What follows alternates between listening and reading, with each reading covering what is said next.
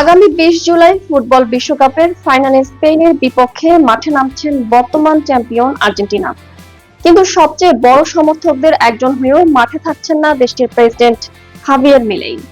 কারণ তার বিশ্বাস, স্টেডিয়ামে গেলে দলের জন্য অশুভ কিছু ঘটতে পারে। আর্জেন্টাইন প্রেসিডেন্ট জানিয়েছেন, বিশ্বকাপে আর্জেন্টিনার ৭টি ম্যাচই তিনি সরকারি বাসভবন অলিভস থেকে দেখেছেন, আর প্রতিবারই জিতেছে দল। তাই সৌভাগ্যের সেই ধারাবাহিকতা ভাঙতে চান না তিনি। এমনকি নিজের লাকি জ্যাকেটও বদলাচ্ছেন না। শুনতে অবাক লাগলেও আর্জেন্টিনায় এমন বিশ্বাসের নাম কাবালা।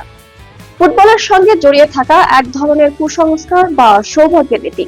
কেউ একই পোশাক পরে প্রতিটি ম্যাচ দেখেন, কেউ নির্দিষ্ট আসন থেকে ওঠেন না, আবার কেউ বিশ্বকাপ শেষ না হওয়া পর্যন্ত নিজের জার্সিও ধোয়েন না। বিশ্বাস রুটিন বদলালেই বদলে যেতে পারে দলের ভাগ্য। এমন বিশ্বাস শুধু সাধারণ সমর্থকদের মধ্যে সীমাবদ্ধ নয়। ১৯৯০ বিশ্বকাপে তৎকালীন প্রেসিডেন্ট কার্লোস মেনেম উদ্বোধনী ম্যাচের আগে দলের সঙ্গে দেখা করেছিলেন। এরপরে ক্যামেরুনের কাছে হেরে যায় আর্জেন্টিনা। সেই ঘটনার পর অনেকেই তাকে মুফা অর্থাৎ অশুভ ব্যক্তি হিসেবে আখ্যা দেন।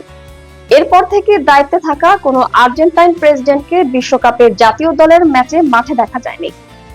বিশ্লেষকদের মতে, ফুটবলের মতো আবেগঘন খেলায় যুক্তি আর কুসংস্কারের সীমারেখা অনেক সময় মিলেমিশে যায়। আর যখন শিরোপার প্রশ্ন, তখন প্রেসিডেন্ট থেকে শুরু করে সাধারণ সমর্থক অনেকেই বিশ্বাস করেন ছোট্ট একটি অভ্যাসও হয়তো বদলে দিতে পারে ম্যাচের ভাগ্য।